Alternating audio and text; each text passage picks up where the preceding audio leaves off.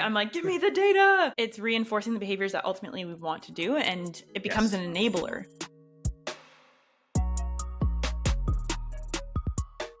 Hello, everybody, and welcome back to another episode of Truth Talks, the podcast that brings you real strategies for sustainable fitness transformation. We're going to talk today about one of the kind of main gadgets, I guess, around fitness transformation, which is fitness trackers. I have an Apple Watch. Paris, you have a Fitbit, I think. I used to have an Apple Watch. It broke.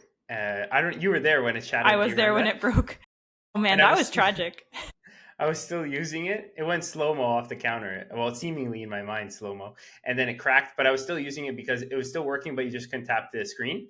Okay. But then it just stopped working all around. And yeah, now I use, for those watching, an old school Fitbit that I've had forever. And I found it in the closet and I reinstated it. Yeah. You gave it a whole new life. Amazing. We are not the only ones, I can assure you, who use smartwatches, fitness trackers. So I'm going to ask you to start this episode off by guessing what percentage of Canadians and Americans use wearable technology. So wearable technology is like things like these, right? Where something you put on your person that is a piece of technology. What percentage of us Canadians and Americans do you think actually use this stuff? I guess it's exponentially gone up over the past 5 years. Mm-hmm. But if I had to guess, I would say like 25%. It's actually higher. 40% of Canadians and Americans, according to a survey by market research firm Leger, they're actually really reputable. They did a study earlier this year. 40% are using wearable tech. The majority of that is smartwatches, but of course now we've seen things like Whoop and Oura Ring and like Yes. other forms of wearable tech on the market. So it's become more diversified. But if we think specifically about fitness trackers, it is close to your guess. It's like about 20% is what Statista Okay. says is kind of the norm for adoption of fitness trackers. So that's like 1 in 5 people, right, using a fitness tracker. Any sort of wearable tech, even more so 4 in 10. 4 in 10 is 2 in 5. So double that, right? It's a considerable number of people. And I think, like you said, there's that expectation where it's actually also even just it's skyrocketing, and it's probably going to continue to grow the more connected we get with devices and tracking. So we want to understand, though, they're called fitness trackers. Are they actually really worth it for fitness goals? That's what we're here to unpack today. And like all of our episodes, we are going to frame this conversation around, fitness transformation and physique development, because that's kind of what we specialize in. So, there might be other kind of considerations if you're an endurance athlete or things like that. Today, we're going to stick to kind of what we know best. But you will find that there's some lifestyle variables integrated into here as well. So I'm going to go back and before we even kick things off, as we were prepping this episode, I was kind of thinking about why is this topic so important? And I was reflecting on the role my own Apple Watch plays for me and why I bought it. I used to have a Fitbit, I had the old Fitbit a while ago, and then I bought an Apple Watch because we started doing a lot more hiking and things like that, and different forms of activity, right? Whether that's going and playing tennis and whatever. And I wanted to be able to track all that and be look at what I'm doing. I'm a numbers person. I'm a stats person. This year I even started tracking my books on Goodreads, and I really just like having that quantification of things. Perfect as a coach. Well, yeah, as a coach, it's good, right? I'm give me the data, which is amazing. But it also got me thinking about this common joke where I was well, if I didn't track it on my device, does my workout count? And I was thinking about that, and I was oh yeah, we've kind of become I don't know, myself personally, I'm almost dependent on it in a way. I'm Interesting. cool, I locked it in, achieved, whatever. I don't know, do you have a relationship like that with your Fitbit, or how do you kind of think about it? That's funny. I have zero emotional connection to any sort of wearable tech. I don't track my workouts using it. Literally the only thing I use it for is steps. That's it. Steps, yeah, okay. Which is probably, spoiler alert, the most valid use case for it, but or one of. But yeah, I was thinking about it. It was so interesting. It become an extension of us in a lot of ways. Mhm. But a lot of us use it as a barometer for we did this thing, and it's only tangible now because we tracked it, right? It is funny, the psychology around that. And even I tell clients, because whatever tech you use to reflect a certain action, it's only relevant because it reflects either the input that we receive through our mouth when you're tracking nutrition, or the expenditure via the what it says on your app. We're just trying to get a gauge on on as close as possible on what those actions are. But our body doesn't know what the app says or what the watch says or anything. Our body knows the stimulus it receives in the gym or how much we got through expenditure and the intake that we actually received, right? It doesn't know. It's not like, oh, well, your Apple Watch said you burned this many calories, so you know what? Yes, we did. Like, it doesn't, Exactly. It's like, that's the fact, right? And we're going to explore that, I think, even further as we go along this episode. But it is so important that we anchor in this idea of like, what you're doing in real life counts, right? That's what actually matters. And having information and documenting it and having the tools to be able to do that has a lot of validity. But I think like, let's not lose sight of the fact that like, we got to do the real things in the real world and not just the digital things. Exactly. Yeah. Amazing. So with that, let's dive into how they can help. Please watch all the way through because we are going to spend a lot of time on the limitations of these devices as well. And there's a really, really big important one, which is like actually the number one thing I want to talk about, but we can't talk about off the bat. We gotta lead up to that. So let's start with the good stuff. How do fitness trackers actually support our ability to achieve our fitness goals? Yeah, I think it's just awareness. Because some people, for example, like maybe you put on an Apple Watch for the first time and you look at the end of the day, you're like, I got 2,000 steps today. Is that what I've been doing for 7 years? Like, you don't know. Or you're like, wow, I only slept 4 hours last night. Is that what my normal has been? Like, and you think like, oh, I've been doing so great on these kind of basic variables that are really important in our fitness journey, but maybe you're not. So it first just kind of exposes or makes you aware of things that you might be slipping on potentially. And yeah, I'm going to steal your quote here. One of your quotes, one of your many quotes, which is what gets measured gets managed, right? So it's not even so much, yes, there are factual things of like, okay, we can have quantitative step count targets and we want to get X number of sleeps, but it's not even about like hitting a target yet. It's actually about understanding where you are in relation to those habits and behaviors. So your ability to actually measure something and then monitor it becomes heightened when we now have access to these devices that are doing the measurement for us. Like, I don't know if I'm not going to sit around and count every single step I do in a day because I would get nothing else done and probably burn myself out very quickly. Right. But having the ability to measure that allows me to then monitor that. Exactly. Like there's such, as you said, a heightened awareness of what you're actually doing as like a baseline, even if you aren't yet having certain targets for certain actions. Yeah, exactly. So behavior monitoring is the number one thing. It's like, and I think that's what you were saying earlier about the actions we're actually doing are what matters, not so much whether or not we track them, but tracking them allows us to say, are we doing these things? Are we not doing these things? So it's just, and it's objective. It's objective, right? So not just sitting there wondering and trying to do calculations in our head or sitting there wondering and going like, I don't know, I feel good today, whatever, right? So it's just capturing the actual actions. Exactly. The best we can. What else is great about them though? Like overall, I think that's like the overall umbrella, right? The overall umbrella is behavior monitoring, but like what else do fitness trackers do that might actually make it worthwhile for a fitness journey? Yeah, I think it gamifies it a little bit. So it's like, oh, I've hit my steps like 4 days in a row. I should make it a fifth. Or it's like, oh, yes, that dopamine hit when I click done on my workout. And it's like, yes, I did another workout. Like that, that kind of feeling. Or like, yes, my sleep score, if you have like an Oura ring, like Tara has an Oura ring, for example, right? And I know she'll like look at her sleep score and it's like, if it's in the 90s, it's like, we killed it, That was awesome. Yeah, the dopamine hit and the gamification like go hand in hand. And I love the gamification part. It's like, you ever see people will also openly share like, I closed all my rings today, or I'm on X number of streaks of closing my move ring, like that sort of stuff, right? It does kind of like allow you to be in competition with yourself. Yes. And a lot of people like that. And even like the Apple Watch has like, you can set competition. So I know people who will do like, I'm competing against this friend to see who can get the most steps this week, right? Yeah. And so that adds a whole other layer of gamification, right? Yeah, people love that stuff. As humans, we love gamifying things. Yeah. I don't know about like, well, you used to have an Apple Watch. I don't know if you used to do this, but it has like the stand goal, right? I've tracked steps for a while, but I don't know. I've never previously cared if I like stand every hour of the day, right? I'm like, as long as I get my total steps, and that's fine. But now that I have this thing telling me like 10 minutes before the end of the hour, stand up and do your steps, I will get off the couch in the middle of a TV episode and like walk around, or I'll get Wow. mad Yeah. at it when I'm like standing cooking in the kitchen and I'll be standing up for a full hour cooking and it doesn't think I'm standing. And I get mad. I'm Oh, like, okay. why did I hit my stand goal? Right. It's like, who I'm not cares? getting credit for all this hard work. Right. Nobody else is giving me credit. Right. But also it doesn't Yeah. really matter, but I'm doing it anyways because it's gamified, Yeah. because I can see that Yeah. 12 out of 12. Right. And if I fall 11 out of 12, I'm like, didn't do well enough, That's too funny.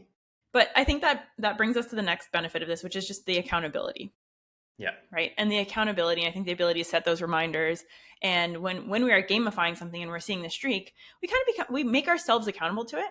And so whether or not, like if you're working with a coach, obviously they can help you monitor those behaviors. But if you're not, it makes you even more accountable to yourself because it externalizes the behaviors that you want to be doing. Yes. It's less subjective. Like I feel like I get a lot of steps in, or I feel like I'm sleeping a lot. It's like, what does the data kind of say? Yeah, exactly. Before we move into like the limitations of fitness trackers, yeah, the number one thing we use them for, we have to just talk about that first. Yeah. As you alluded to before, it's like the steps, right? Like that is literally the only reason why I wear my Fitbit right now. Like I don't care about anything else, literally, other than did I hit my steps? Like right now, what am I at? I'm at, hold on 1 second. I am at 7,500 steps. So I know competition that from now until the end of the day, I have to get 10,000 because that's my current step target. Well, I'm at 4,400 steps, but I'm also 3 hours behind you, so I got time to catch up. Yeah, exactly. Yeah, so I think the step tracking is really beneficial, but for a number of reasons, right? Because like we just did, we both checked our current steps for the day. So it means that over the course of the day, already, I'm not waiting till the end of the day to be like, oh, did I hit steps or not today? I can actually check in on it and understand how I'm pacing. So that's really beneficial in itself. Yeah. The second thing, like you said, is like actually, reaching a step count target, or even going back to where we started, like assessing if you're close to something reasonable with your steps or not, and actually quantifying it. But then the other thing too is being able to document that over time, right? Mm-hmm. So, syncing that with your phone or whatever, or then saying, okay, I'm going to take this number, put it in a spreadsheet. And then now you have those data points so you can actually look at trends over time with steps.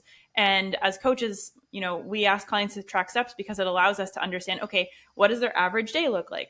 Which days do they fall behind? Which days do they over exceed? How does a weekly average look? And we can use that data to make informed decisions about when we might need to increase energy expenditure. Or I've never had this happen before, but I actually had a client recently where I had to be like, let's scale back your steps. Chill it on the steps. Yeah, let's chill it on the steps. Yeah. And otherwise, like without that data, you don't know like how much somebody's like running around or how much they're sitting around. Right. So exactly. And we don't need to dive into all the benefits of tracking steps in this episode, but like we've done that. We've done that episode actually. So we'll link that one. Yeah.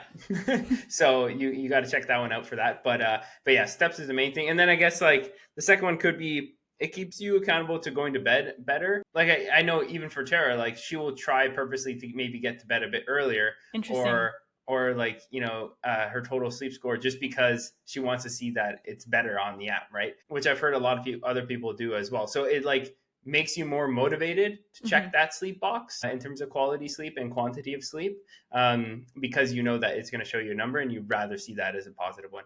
I guess it kind of makes you face the reality of it too, right? Like, yeah. And we want to be able to pat ourselves on the back and be like, good job. So it's reinforcing the behaviors that ultimately we want to do. And it becomes an enabler. It becomes an enabler for you going and getting your steps in. It becomes an enabler for you going to bed on time. And those are ultimately net super positive, right?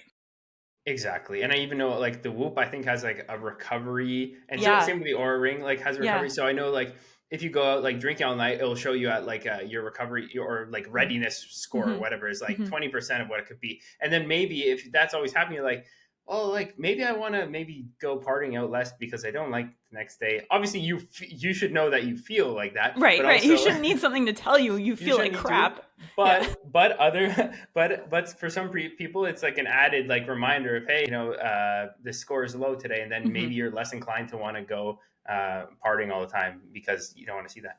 Well, that really goes back to what we said about accountability, right? Like, your watch might be your number one accountability buddy because now it's confronting you with all this data of like what you are or not doing or where you're falling short. And so that's a big benefit. And we said that the number one thing that these fitness wearable technology things do for us is really just help us monitor our behaviors.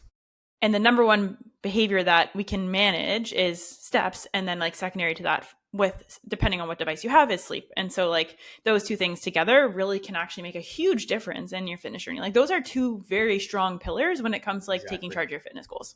Yes, for sure. Amazing. For sure. Amazing. So, okay, we talked about a lot of the positives, how they help, when fitness trackers are really worth it.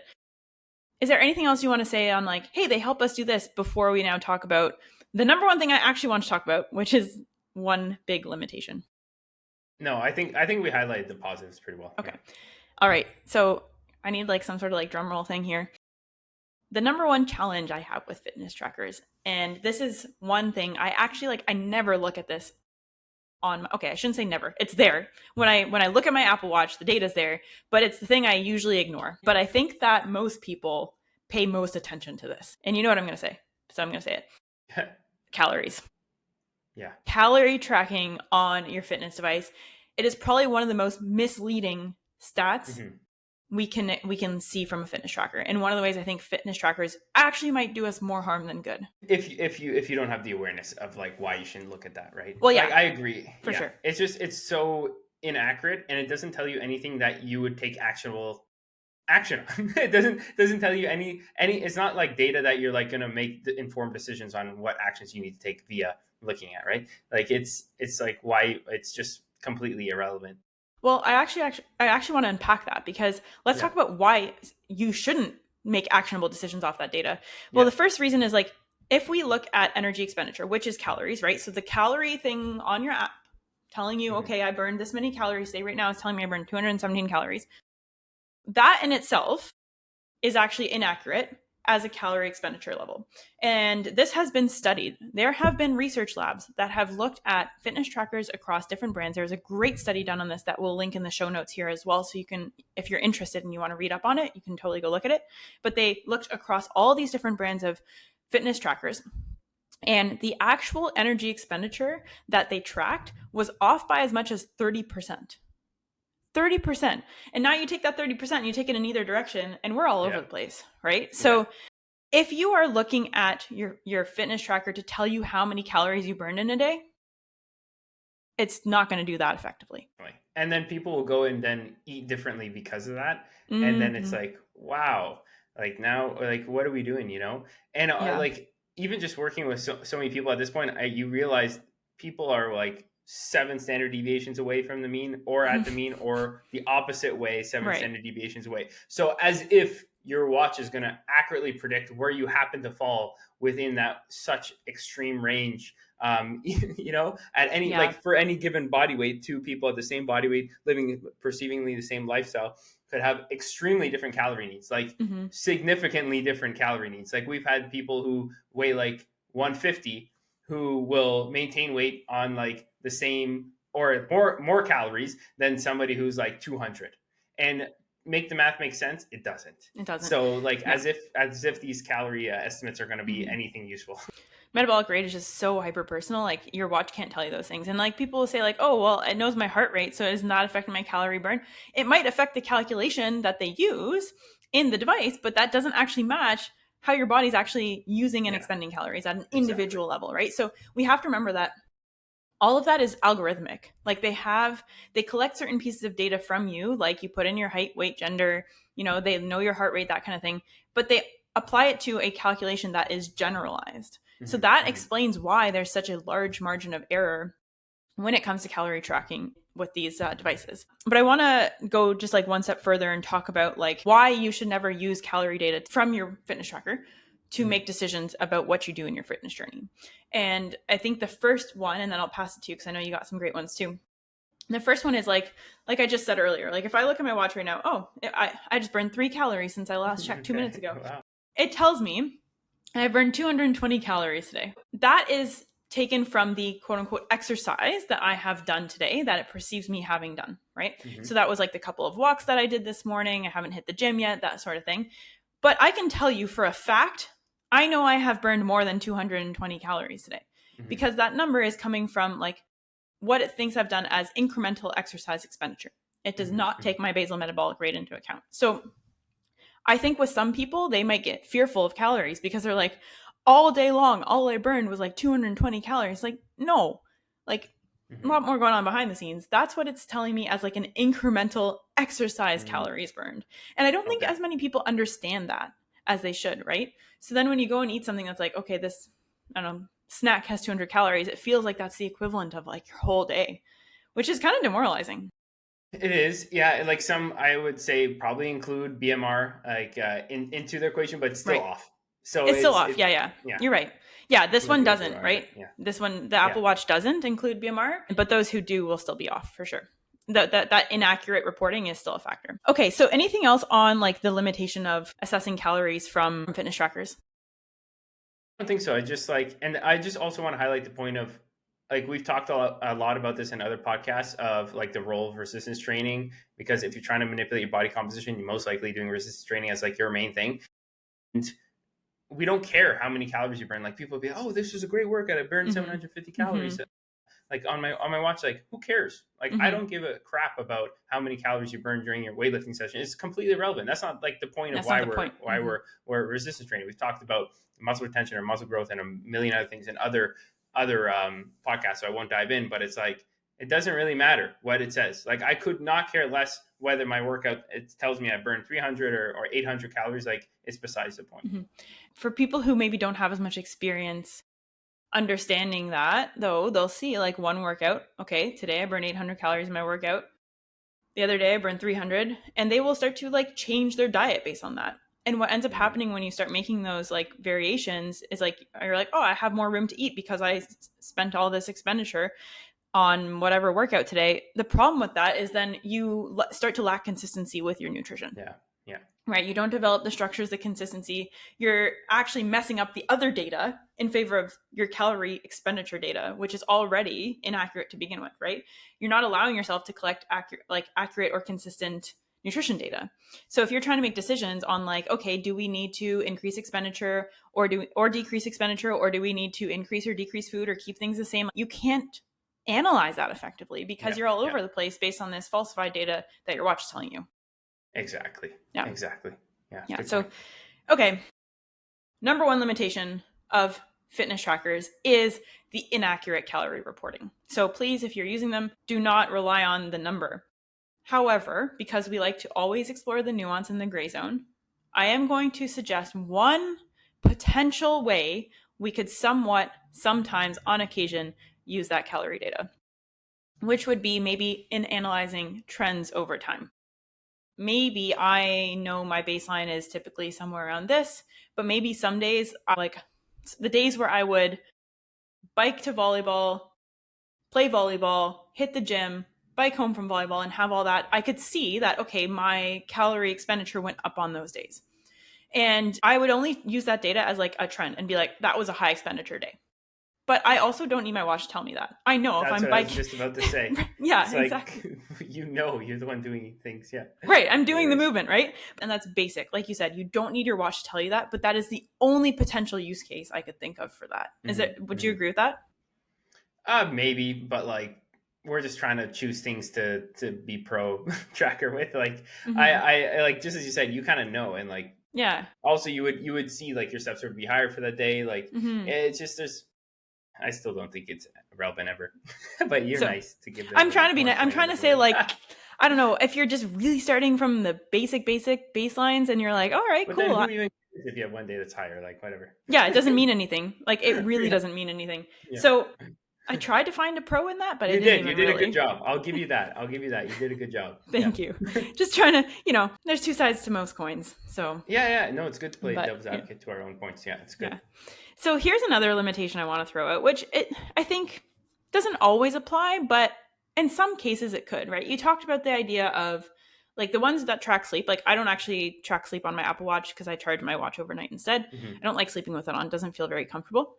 Fair, yeah. But like the Oura rings, for example, so easy to wear while you're sleeping and things like that, or the Whoops. This is something that I think we should just be mindful of. Is it's great to externalize your data, but you also can't just like deny how you subjectively feel. Like let's say I wore like an Oura ring and it told me that like my sleep score was like amazing, like 95 or whatever, but I woke up feeling like absolute garbage. I'm not gonna be like, oh, well, I'm fine because my Oura ring told me I was, right? Yeah.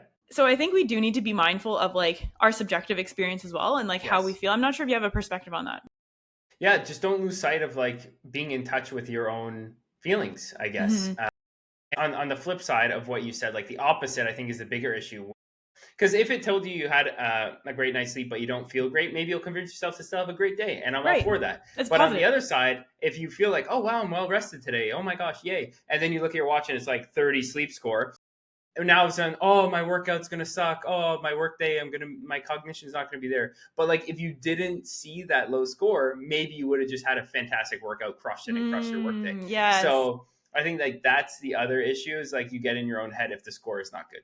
Yeah, we get like anchored to the way we think things should be versus how they Yeah. actually are. Yeah. Right. It's And like, let me check my watch to see if I'm going to have a good day today, you know? Yeah, and be like, oh, well, I guess I gotta wait for tomorrow now, right? Yeah. So I think like let's just make sure that we externalize the things that matter, but like also check in with your own feelings and your own subjective experience. Like that's what should be guiding your day and your behavior. Exactly. Yeah. Okay. I think we pretty much covered it. We talked about fitness trackers and how they can help us and what some of the limitations are. I'm gonna ask you, Paris, are fitness trackers worth it? I would say yes, strictly for steps. If anything, I would say they're still worth it.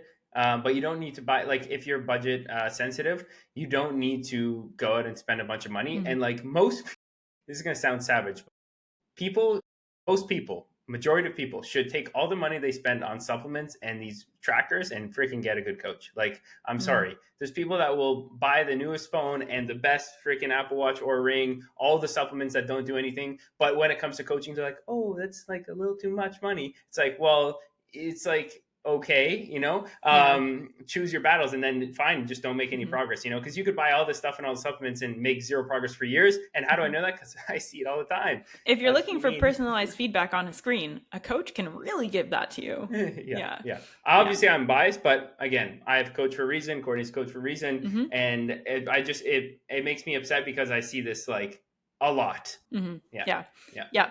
So it's worth investing in. But there are other things that might also be worth investing in your fitness journey. And like you said, like strictly for steps. So if you're looking for like, maybe you're doing like one of those product comparison things, like what's the number one thing you need to look for? If it can track your steps, it's already giving you, let's say 90%, 90% of the benefit, right? And that's the most basic one. So you don't need the fancy stuff. I'll slide one more thing in there. Oh, yeah, go for it. Even like for people that are really, really budget sensitive, even if like this is like $40, okay? And we even had our client like Ryan that did summer shredding last year. He's probably the leanest I've ever seen one of our clients before. And he only had the thing that you slip in your pocket. That little pedometer. Like a pedometer. Off Amazon. The OG. Off Amazon. So if you're like, oh, I need something fancy or else I can't get results, it's like, I think he's probably the most shredded client we've ever had in like the history of Truth Body Systems, and he only used like a $10 pedometer in his pocket. So I just wanted to slide it in there for people who have self-limiting beliefs about like needing certain things. Yeah, that's perfectly said. Go Ryan, crushed it, dude. But I think further to that, it's like the data is only as good as how you use it, and I think that's an important thing to remember. Is like, we love data. I said that in the beginning. I love having the numbers. I love the analytics. I love being able to look at trends and patterns and make informed decisions. But how we use the data is where the actual potential impact is, right? So you need to know how to interpret it. You need to know why it matters for your journey. And like, subtle plug again, like that's where coaching can help give you that objective feedback. But it is the actual actions that are going to matter, not necessarily like, so if your watch is able to reflect those actions back at you and confirm and validate, great. If your watch is able to help you achieve those actions to begin with, fantastic. But otherwise, like, that is the reason that they can help you be successful. Otherwise, it's nothing more than that. Good point. Very good point. Okay.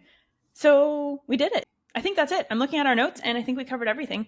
It's really just about being aware, not looking for just validation, but like actually being aware and making informed decisions.